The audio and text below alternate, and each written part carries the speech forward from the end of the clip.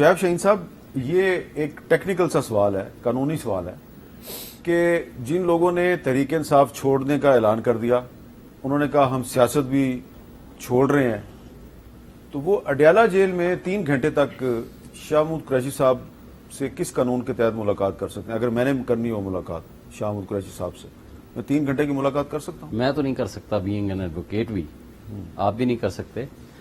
دیکھیں، یہاں ملاقاتیں بھی شیڈول ہوتی ہیں، وہ بھی کسی کے کہنے پہ ہوتی ہیں۔ یہ جو پارٹیاں چھوڑی جاتی ہیں، سیاست چھوڑی جاتی ہے، وہ بھی کسی کے کہنے پہ چھوڑی جاتی ہے۔ یا پریشر ہے، یا فائلیں دکھائی جاتی ہیں، یا پھر واردات ہوتی ہے کہ جب پارٹیاں بدلتی ہیں۔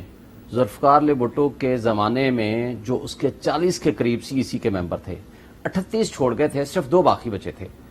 تو جس طرح آپ نے شیخ مجیب کو غدار ڈکلیئر کیا، ملک آدھا گنوا دیا، فاطمہ جناح کو آپ نے غدار ڈکلیئر کیا، مشرف کے زمانے میں، ضیاء الحق کے زمانے میں آپ نے محمد خان جنیجو کا تجربہ کیا، دریافت کر کے لائے، پھر ان کے بطن سے پی ایم ایل این کو پیدا کیا، پھر پی ایم ایل این کے بطن سے پی ایم ایل کیو کو پیدا کیا، پھر جب اس سے بھی کام نہیں چلا تو آپ نے پیٹریاٹس کا ایک تجربہ کیا، ملغوبہ بنایا، اور اس کے ذریعے 5 سال آپ نے بھگتائے، اور جب عوامی لیڈرشپ سامنے آئی وہ سب ہوا میں اڑ گئے۔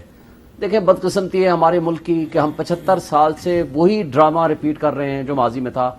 آج میں اپنے ایمان سے کہتا ہوں، فیڈریشن کی واحد علامت ہے عمران خان۔ اس کو اگر آپ مائنس کریں گے، جو مڈل کلاس، غریب طبقہ، عام آدمی ہے، وہ فرسٹریٹڈ ہوگا اس ڈیموکریٹک پروسیس سے۔ ایک سوال ہے کہ ٹھیک ہے، یہ آپ کا ایک موقف ہے، لیکن جو 9 مئی کے جو واقعات ہوئے ہیں، ان 9 مئی کے واقعات کو کہ جو افیکٹیز ہیں، جو اس سے افیکٹ ہونے والا جو پاکستان کا ایک اہم ادارہ ہے، اس کی یادداشت سے آپ 9 مئی کے واقعات، وہ جلاؤ گھراؤ، اس کو کیسے مٹائیں گے آپ؟ حامد میر صاحب، 9 مئی کو پہلا آغاز کہاں سے ہوا؟ بدقسمتی ہے ہماری میڈیا بھی کنٹرولڈ ہے، مجھے بدقسمتی سے معذرت کے ساتھ کہنا پڑتا ہے، اور تمام ادارے کنٹرولڈ ہیں۔ ہماری اسٹیبلشمنٹ نے اس طرح کور اپ ڈنڈے کے زور پہ کیا ہوا ہے، یا ہمارے پی ڈی ایم کی جماعتیں حاوی ہوئی ہیں۔ مجھے بتائیں 9 مئی کا آغاز کہاں سے ہوا؟ صبح عمران خان نے ایک ویڈیو سٹیٹمنٹ جاری کیا کہ میں گرفتار ہو جاؤں گا، اور اس کے بعد آپ نے چھوڑنا نہیں ہے۔ قانون کے مطابق، رول آف لا کا اس نے ہمیشہ بات کی ہے۔ مجھے یہ بتائیں 9 مئی کو جس دن آپ نے رینجرز کے ذریعے حملہ کرایا، اسلام آباد ہائی کورٹ کو توڑا گیا، ججز کے گیٹ کو توڑ کے اندر آیا گیا، سی سی ٹی وی فوٹیجز اور تمام انسٹالیشن لے کر گئے، ججز کے عملے کو نشانہ بنایا تشدد کا۔ عمران خان کو پہلے پتا تھا کہ رینجرز یہ کرے گی، کیونکہ صبح انہوں نے کوئی انفارمیشن ہوگی، کوئی انفارمیشن ان کو ہوگی۔ لیکن دوسرا مجھے بتائیں، وکیلوں کے سر پھڑے گئے اور عملے کو تشدد کا نشانہ بنایا گیا۔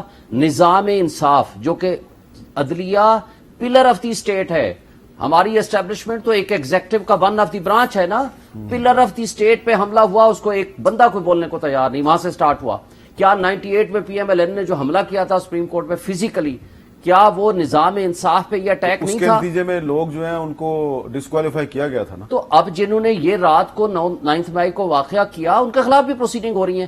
اگر حملہ کیا ہے 100 بندے نے، 200 نے، 400 نے، آپ نے 10,000 بندہ پکڑ کے بچیوں کو، بندوں کو، لڑکوں کو عبرت کا نشان بنا رہے ہیں، اور بہت سارے لوگوں کا پتہ ہی نہیں کہ وہ لوگ کہاں ہیں۔ یہ کیا بنیادی انسانی حقوق ہمارے ملک کے معطل ہیں؟ کیا ہم نے سویلین مارشل لا ڈکلیئر کر دیا ہے؟ یہ بالکل آپ صحیح کہہ رہے ہیں، لیکن یہ آپ کو عمران خان جب وزیر اعظم تھے تو اس وقت بھی بولنا چاہیے تھا، جب آرمی ایکٹ کے تحت فوجی عدالتیں بنا کے تو سیولینز کا ٹرائل کیا جا رہا تھا۔ میں ابھی اس کا نہیں، ہم نے اس کی مخالفت کی تھی۔ کب کی تھی؟ سنیں، ہمارے جو گروپ کے لیڈر ہیں، حامد خان صاحب وکیل تھے راولپنڈی ڈسٹرکٹ بار ایسوسیشن کی، اس وقت 2015 میں پہلے آئین میں ترمیم ہوئی 2/3 میجورٹی کے ساتھ، تمام پولیٹیکل پارٹیز نے، جب رضا ربانی نے روتے ہوئے ووٹ دیا تھا، آپ کو یاد ہوگا، تمام پولیٹیکل پارٹیز نے ووٹ دیا، آئین میں ترمیم کی، ہم اس کے مخالف تھے۔